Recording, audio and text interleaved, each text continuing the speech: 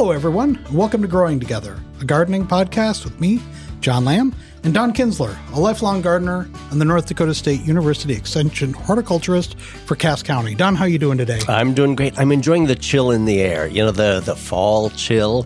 It's a great time. It's kind of nice to finally feel fall a little bit. Yeah. You know, and with this cool weather, my carrots are going to get sweeter. So I'm enjoying it. Well, speaking of crops, we have a special guest with us today, Candace Stock, a chef who some people may have recognized from her time with Burn Moms.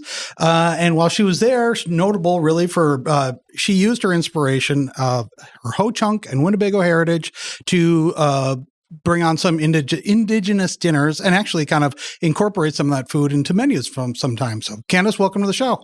Thank you for having me. So, but did you garden much this year? I didn't. As a chef, you've got a lot of irons in the fire. I foraged a lot this season. Probably more this season than I have in the past. So when you go out foraging, what are you looking for? Well, right now, I squirrel everything away. I mean, like as soon as I find something, I'll use a little bit, but I usually preserve it as well. Right now, there are a lot of roots. Burdock, dandelion. There's like some wild salsify that's growing just south of Fargo right now. And it's not super hardy, but it's like pretty interesting in flavor. It cooks kind of like a potato, but they're long, stringy, and have a bit of a sap to them that gets really sticky. But the health benefits are amazing. From foraged ingredients. And then right now, just yesterday, I saw some autumn olives. I don't know that. They're not native. Okay. They're invasive.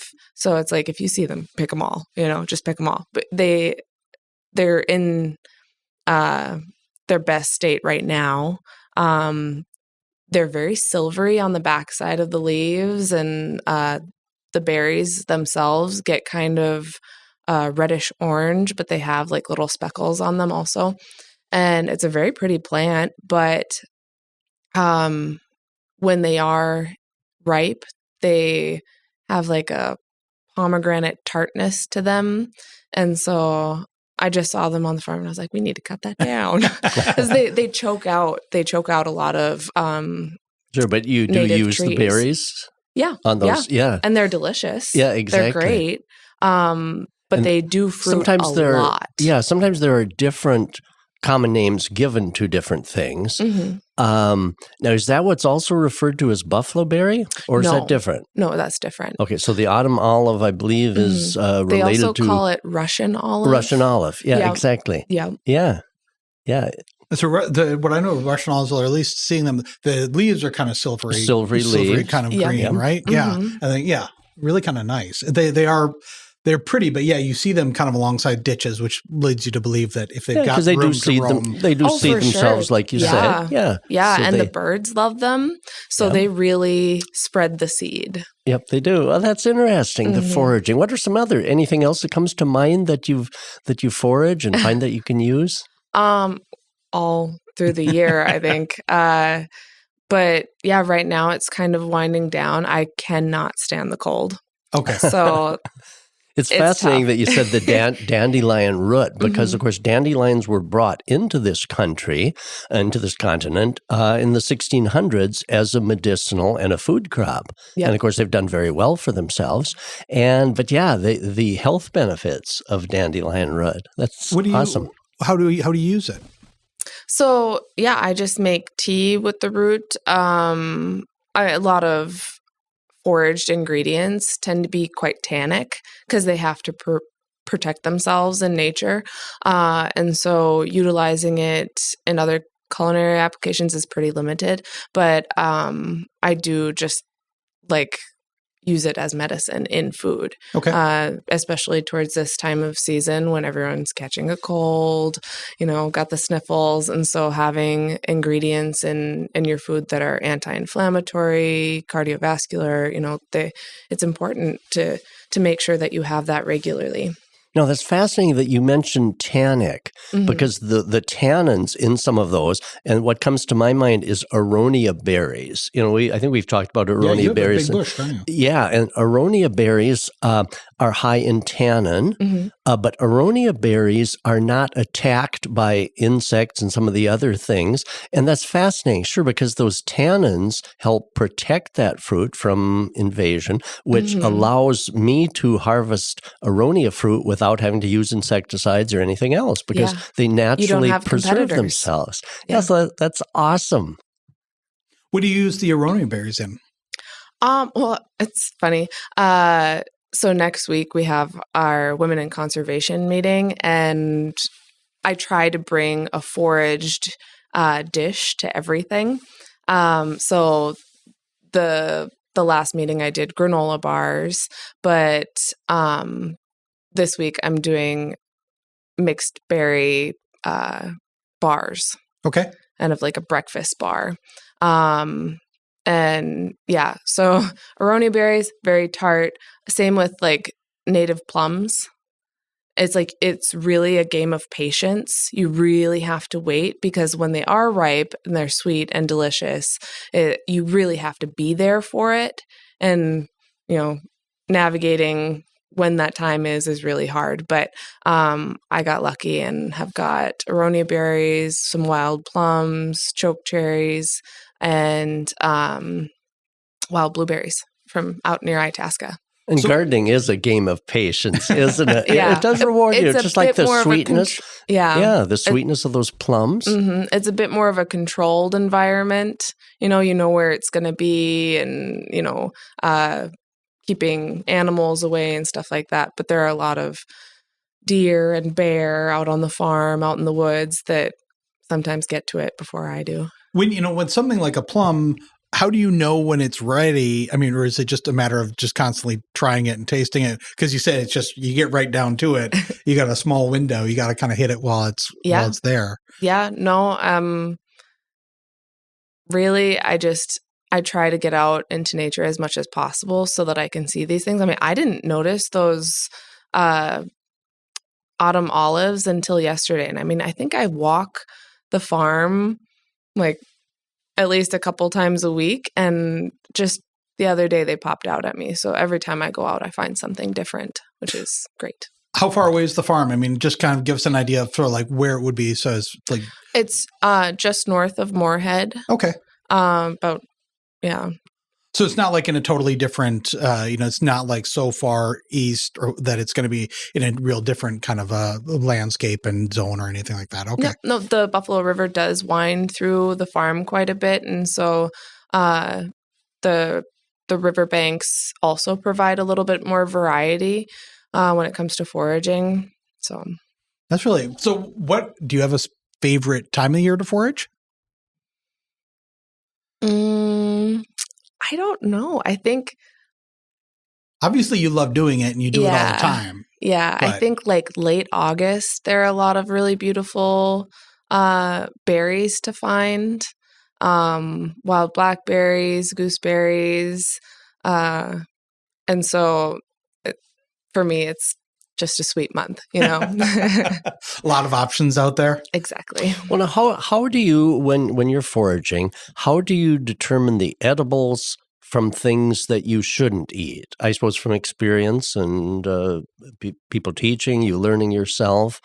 But that's always an issue too, is, not picking something that we shouldn't be eating. So how did you come to learn what you should eat and what you shouldn't? A lot of mistakes.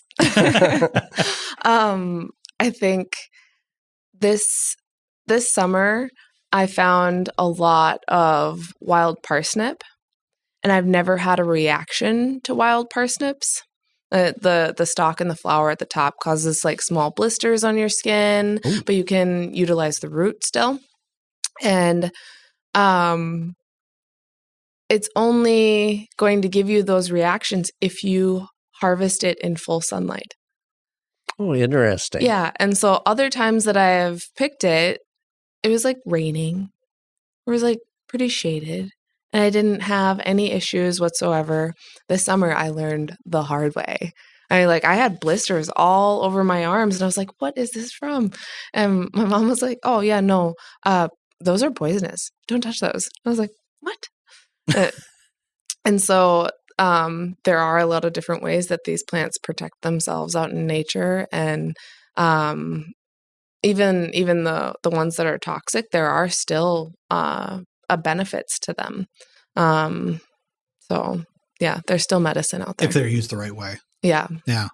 I think, in this area, when a lot of people think of foraging, and especially talking about that idea of like some things are how to know the things that are good or bad, people think of mushrooms. Do you do much with mushrooms? I do. Okay. Yeah. Do you have a favorite because that's usually more of a springtime thing, right? Mm-hmm. Or at least that's when it starts. Yep. Do you have favorites that you look for? I love chanterelles. Okay. I love puffballs. And those are like more easily identified, I think, because they get so big. Yeah. But there are some really interesting ones just like in the parks here in Fargo. Shaggy mane is one of them, and the season's ended for it, but they'll pop up in full sun, like in the middle of the grass, wherever, just like really easy to cook up. But at the same time, the time to pick them, you can't pick them before the veil has opened or they're no good. Oh, okay. And so in the beginning of the day, they'll be ready, but by 2:00, the veil is open and they're no good. Okay. I'm sometimes asked or sent pictures of mushrooms, and the question, the question is this edible? Is this safe to eat? And the University of Minnesota Mycology Club, the student club studying mushrooms, fungi, created an interesting picture set of like flashcards that picture all these mushrooms and describe them and indicate their cooking uses or that you should not eat them. So University of Minnesota Mycology Club has a great, because, as you do from experience and learning, you know what to eat, what not to eat. And so that's a good resource too that people might check out. If you're wondering, is this mushroom edible? Yeah. Or not? All right. When you just did a class on growing mushrooms, right? I did. Yeah. So you've been working with Noreen Thomas a lot on some different projects. Talk a little bit about that and then talk about the mushroom class. Yeah. So Noreen from Doubting Thomas Farm. Just north of Moorhead. Yep. They provide rye and millet to some mushroom growers in Minneapolis. Right now they're kind of testing out the flavor differences between different types of rye and the millet that we're using to inoculate these mushrooms. But yeah, just utilizing growing bags and local grains and growing gourmet mushrooms in the house. So are those grains used as like the substrate on which the mushrooms grow? Exactly. Sure. Yep. So we did lion's mane mushrooms and blue oyster mushrooms and got some people going on how to take care of them, how many times you'll be able to pull from them. So the bags are pretty big and last for 4 to 6 weeks, but you'll get a lot of mushrooms out of it. And really delicious, high quality mushrooms. How do you know, like how either one of you, like how fast in something like that, how fast will a mushroom after you pick it, how fast will another one grow up? How fast do they repopulate, or is it something like that? Or is it just once it's picked, that's done? Yeah, no, the environment has to be right. So maintaining moisture and light sunlight, airflow. But I had a block in the past that just wouldn't stop. And when I thought it was done, I was like getting ready to throw it away and more came out of it. And so it's really just a lot of it has to do with the environment that you put it in. But I think the blocks that we've been working with, that we've been testing, on average, they can produce up to 40 pounds of mushrooms. And the fun thing is when the substrate is done producing mushrooms, it's tremendous compost. I've had a mushroom grower that when his mushrooms, he grew them in kind of plastic bags like in the substrate. And then when they were done producing, he gave me all of the substrate and I rototilled that into the garden and wonderful compost. So there's really nothing that can go to waste. Yeah. This guy knows what he's talking about. For sure. Yeah. And sometimes there were even some mushrooms growing yet in it. So yeah, that was awesome. And then you did a pizza on the farm last week. Did you use mushrooms on that or? I didn't. I used some forage ingredients, but a lot of local produce. And then I used Noreen's rye flour to do a sourdough crust. All right. And then talk a little bit about the event coming up next Thursday. So our Women in Conservation group has just gotten started, really. This will be our second meeting. It's at Nygaard Nursery in Moorhead or Dilworth. Moorhead or Dilworth? I think that's in Dilworth, yeah. It is Dilworth, yeah. Yep. I think right along Highway 10, is it? Yep. Sure. At 6 p.m. and just trying to get a lot of like-minded women together to talk about different farming, gardening practices. There is a need for more land stewardship in this area and just in the world in general. And so just trying to be supportive of one another. We're going to be covering different fruit trees that can be planted in your yard and the health benefits of the fruits that they bear. And we will also have local meteorologists coming to speak with us as well. Like the fruit trees, a lot of people will probably, the first thing probably comes to mind is apples. What other kind of fruit trees do you think that you'd be talking about? So there's plum and apricot trees, and then some cherry varietals also. I actually don't have the full list. Okay. And so, yeah, I get to be surprised with everybody else. But, homegrown plums, the hardy plums, once you've grown and eaten those, you'll never buy another store-bought plum again. Really? There's no comparison in the sweetness. Yeah. And even the small native plums, when they're fully ripe, that is good eating. Do you do much with plums? Do you do much cooking and baking with plums? I do. How would you use them? So I've done a lot of different things with them, I guess. There's a Japanese practice of salt curing plums, and they take on kind of a tomatoey umami flavor, and those can be utilized in soups and sauces. But you actually want to do it when they're underripe, because the tartness changes. It also becomes less tannic in the salt cure. And so it's a different experience. I've done it with some foraged berries also, but I utilize plums in all kinds of pastries, breakfast crepes, things like that. Count the day lost. You don't learn something new. I've never heard of salt curing of plums or other fruit. It's a good day. All right, let's take a quick little break. When we come back, let's talk more about how you preserve the things that you've foraged. Sounds great.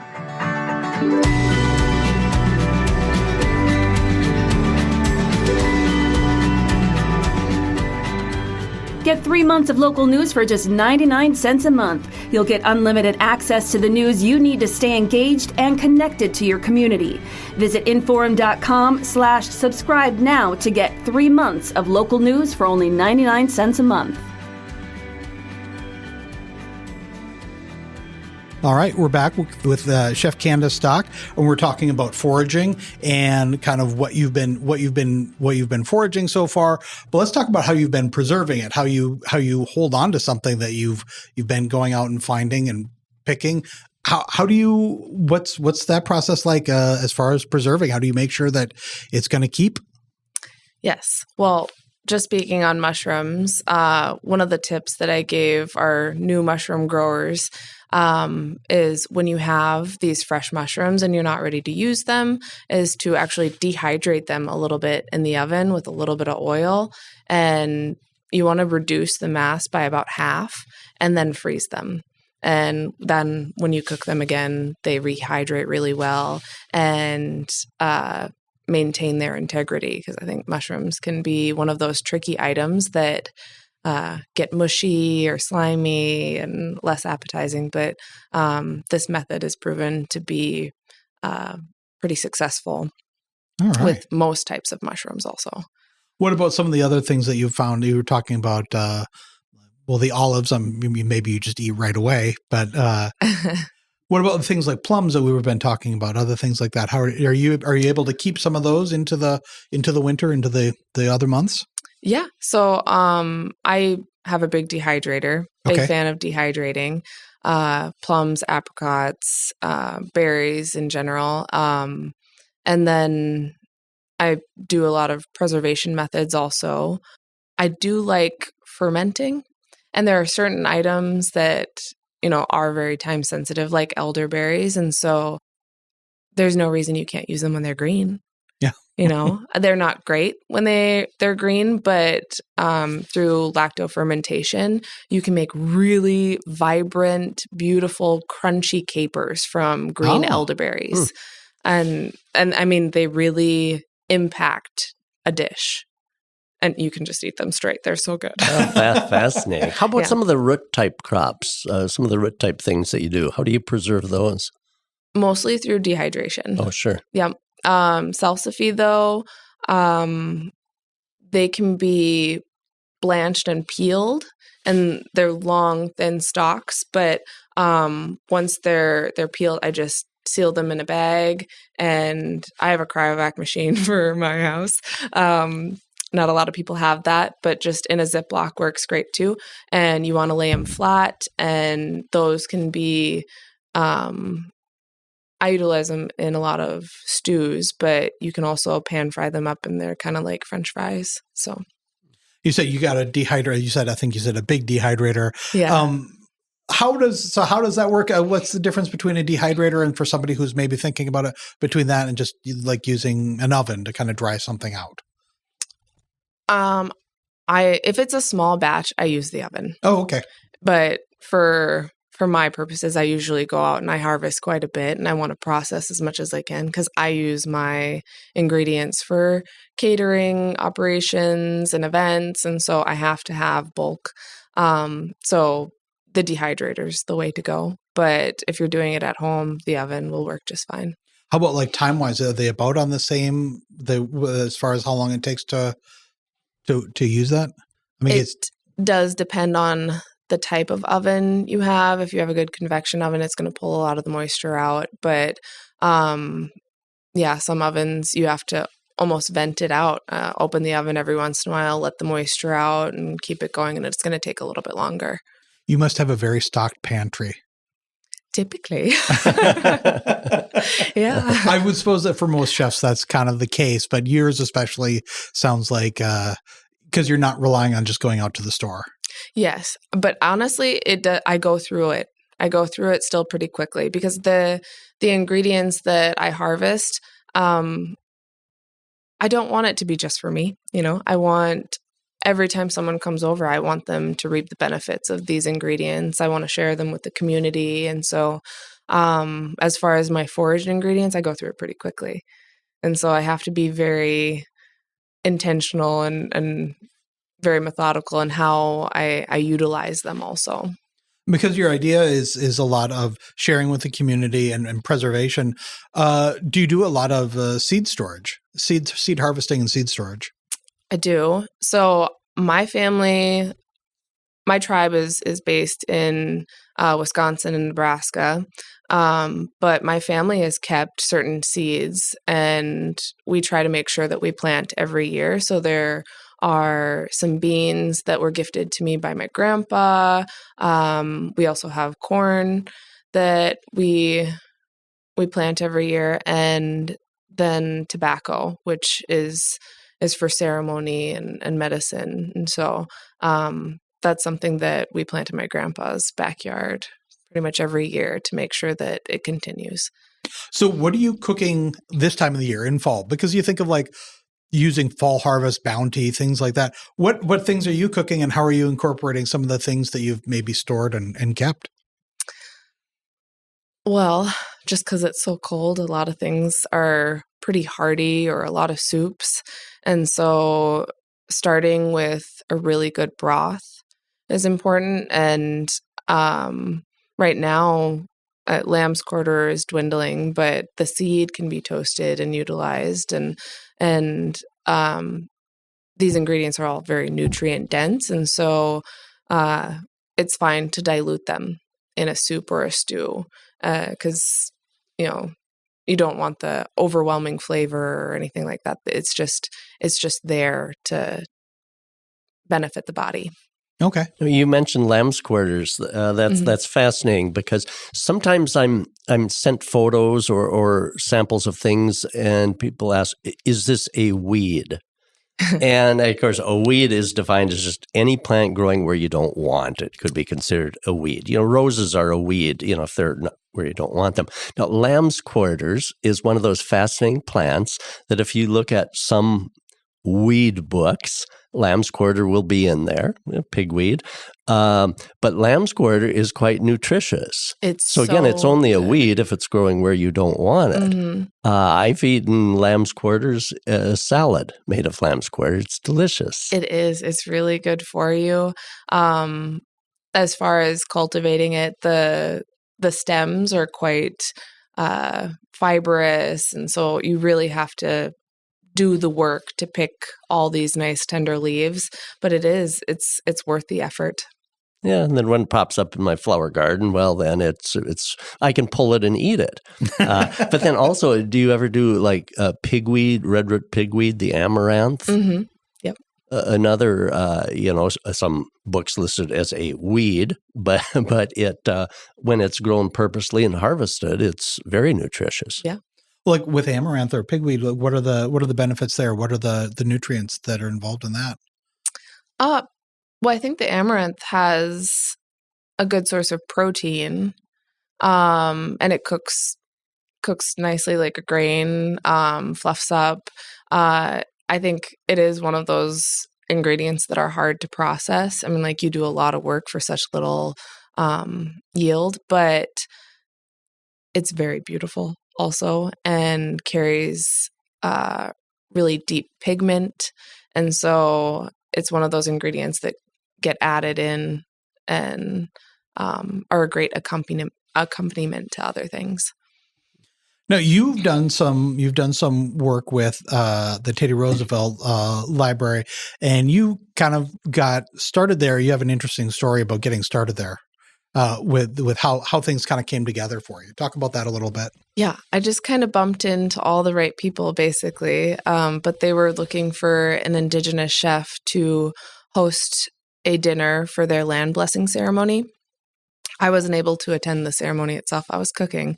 But afterwards, a huge community dinner was hosted. And it originally was like, it's going to be like 100 people. And then like 2 days before, they were like, it might be more than 200. And it ended up being over 300 people. And every ingredient just kind of fell in place. And this was out in Medora, right? Yeah. Okay. And as far as resources go, you have to go a really long way to go to a grocery store to get, different products. And so it was pretty crucial to have the support that I had. A lot of local farmers were able to provide some forage ingredients, or someone just happened to be growing Mother Hubbard squash. So everything that I had proposed for my menu that wasn't coming in from Minneapolis or being ordered ended up in the back of my car, and I was able to bring it out there and cook for... So besides like Mother Hubbard squash, what were some of the other ingredients that you were looking for that maybe weren't so readily available? Yeah, it was I needed elderberry juice. I ended up getting fresh elderberries. And then I also utilized lamb's quarter, which, I mean, like it does grow everywhere, but the stuff that I got was just gorgeous. But to find it at the right time at the right place isn't always easy. You don't go to the grocery store to buy lamb's quarter ordinarily. Yeah. And then there was some cedarwood and sage varietals that they couldn't get. And when I got out there, it just happened to be growing.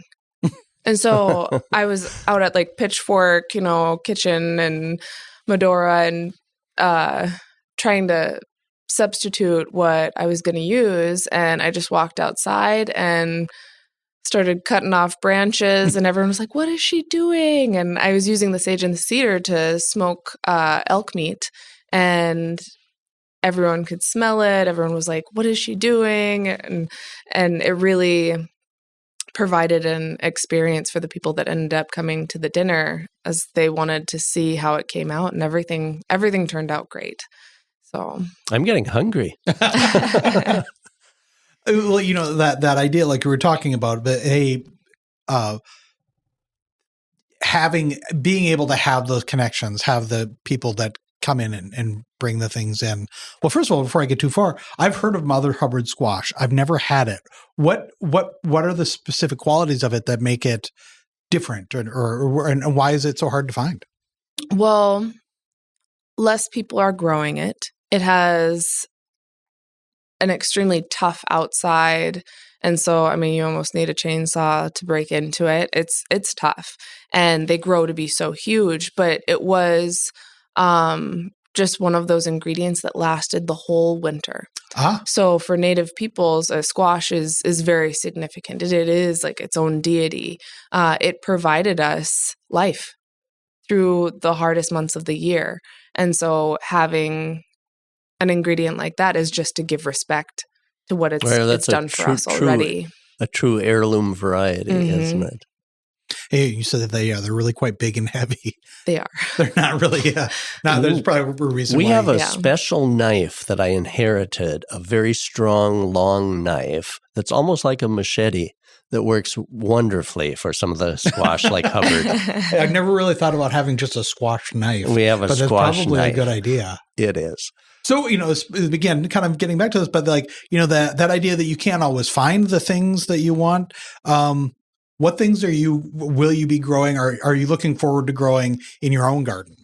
So next year, the White Earth Seed Library, they have some indigenous corn strains, and Noreen and I are planning on planting it out at the farm. Out at Noreen's farm? Yep. Oh, okay. And inoculating it so that we can grow more corn mushrooms. Okay. It's something that, people try to eliminate in their crops, but it is a delicacy. It is great food medicine. Anything to do with mushrooms and adaptogens. It's like we need to have more of that in our diets. It's just been proven. Of course, and I like that term corn mushroom. Yeah. The term from those who are trying to get rid of it is corn smut. Exactly. And which isn't really that's not an appetizing name. No. So that's interesting because that is highly edible and highly prized actually from an edible standpoint.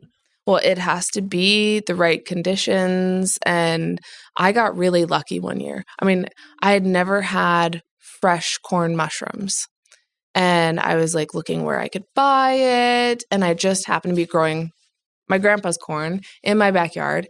And that year it grew in my garden.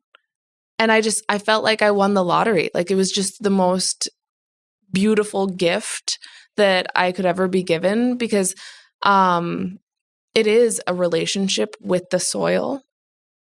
And so for it to be present when I'm searching for it and just show up like that. It is a fungus, a mushroom growing on the corn. Yeah. It's actually kind of neat when you open that husk up and find that. Next year I'll have to bring some in, John. Yeah. Next growing season. I've heard of it as corn smut. Never heard of it as corn mushroom. So this is great. This is kind of a learning experience for me too. What other things would you be looking forward to growing, maybe even in your own garden? What things would you want to grow for yourself and to cook with or to share with people, like you said? So I just got a new house and my yard is going to be pretty big, so I'm really excited. But I do just really love Timsilla. It's like a type of turnip. And so I've been saving seeds like that. I try to have a lot of things that are just easy to grab. Like ground cherries. I plant them all over the place because I love them. But I also have a 5-year-old that he has grown up in the garden with me. And when he was itty bitty, as soon as he could walk, he was grabbing the tomatoes off and just eating them by the handfuls. And so there are things that I want him to have access to always. He loves kale. We're going to have a lot of kale in the garden. That's how I got my start. My mom took me into the garden at age 5. Yeah, I loved it ever since. And that's how I got started too. Sure. I spent so much time in the garden with my grandma growing up, and I don't think we ever went inside to wash anything off to eat it. Right? Like we would just like rub the carrot on our Carrots shirt are and better. then eat Carrots are much better that way, as you the described. dirt tastes good. I don't know what it is, but yeah, there are a lot of things that we just lose time in the garden, and instead of going inside and taking a break, we'd have every meal out there and just. So between spending time in the garden and spending time foraging, like you said, you like to be outside. You want to be outside. Yes. When it's warm out. When it's warm out. Well, thank you very much for coming in today. This has been a lot of fun. And this Great is really discussion. Yeah, really great. And it's also, so you've got the event next Thursday out at Niagara Nursery in Dilworth. How can people, if people are interested in signing up, what's the best way to look for that? We have an email list right now, but the easiest way to get a hold of the information is through Facebook. There's no fee. What do they look up? What's the title of the event so it's easier to look up? Women in Conservation. Okay. Mm-hmm. All right. And it's linked to my profiles. We make everything public, and then Doubting Thomas Farms page as well. All right. Anything else coming up after that? Probably lots of things. Lots of things. Lots of things. Yeah. So I'll keep you posted. Well, that'd be great. And we'd love to have you back. I'd love that. Thank you. This has been a wonderful discussion. I've really enjoyed it. And Don, if people have any questions for you, what's the best way to get a hold of you? Send me an email, donald.kinsler, KINZLER @ndsu.edu. All right. Well, thanks a lot. And we'll talk to you next week. Yeah. Thank you both. Thank you. Thanks, everyone, for listening.